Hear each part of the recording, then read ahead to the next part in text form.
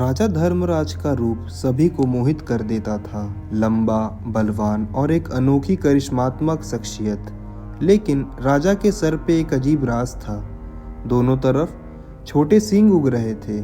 भोलू नाई को इस बात का पता था क्योंकि वही राजा का बाल काटता था।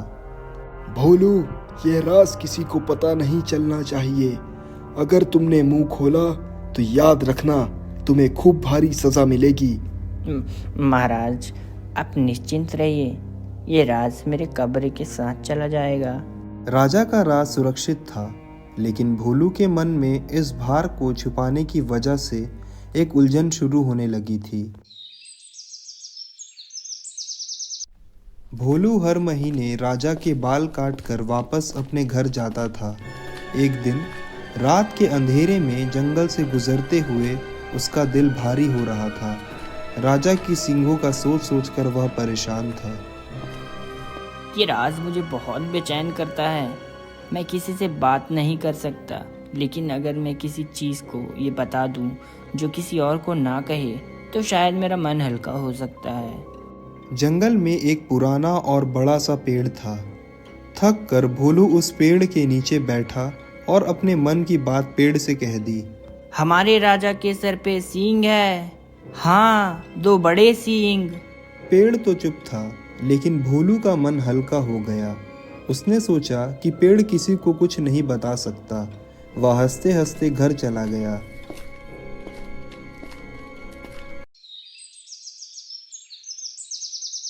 एक लकड़हारा वही पेड़ काटने के लिए आया। पेड़ काटकर उसने लकड़ी एक ढोल वाले को बेच दी। ये लकड़ी बड़ी मजबूत है, इसे एक दुमदाम ढोल बनेगा। ढोल वाला उस लकड़ी का एक अनोखा ढोल बनाता है। जब ढोल बजता है तो एक अजीब सी आवाज आती है। हमारे राजा के सर पे सींग है। हाँ, 2 बड़े सींग। ढोल वाला घबरा गया, लेकिन उसने सोचा कि शायद यह एक मजाकी बात है। अगले दिन वह ढोल लेकर बाजार गया और बजाना शुरू कर दिया। हमारे राजा के सर पे सींग है। हाँ, 2 बड़े सींग। लोग रुक कर सुनने लगते हैं। पहले तो सब लोग हंसते हैं, लेकिन धीरे धीरे बात फैलने लगती है। राजा के सींग की अफवाह पूरे शहर में छा जाती है।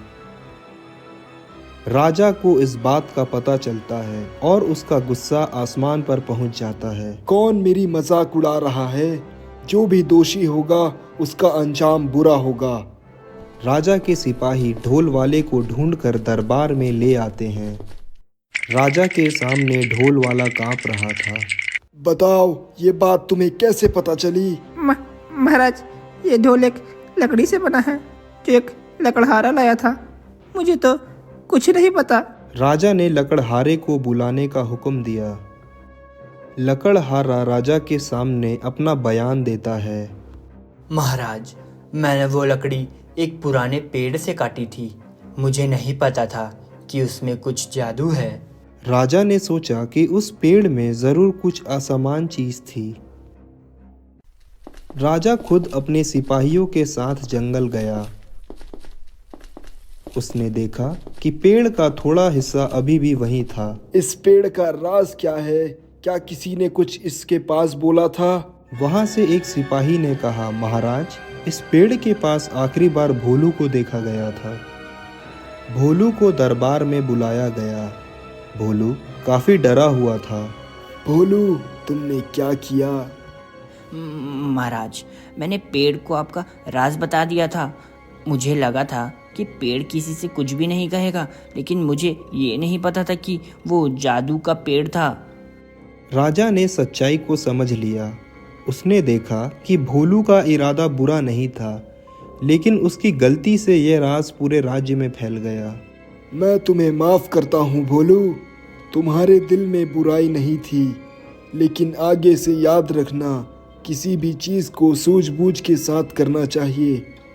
भोलू, लकड़हारा और ढोल वाले को माफ कर दिया गया, लेकिन राजा ने एक फैसला लिया कि अब से वह अपने राज को किसी के सामने नहीं लाएगा।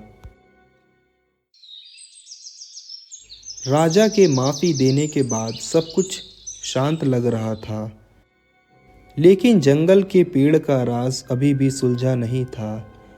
एक रात पेड़ के पास से एक राहगीर गुजर रहा था और उसने पेड़ को बोलते हुए सुना, जो भी मेरा मजाक उड़ाएगा उसका अंत जरूर होगा।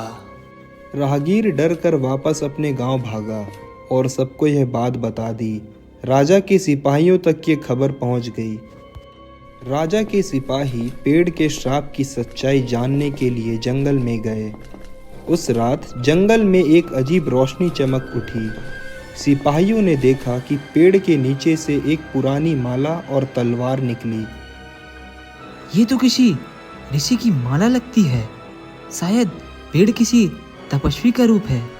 राजा धर्मराज को पेड़ के पास बुलाया गया।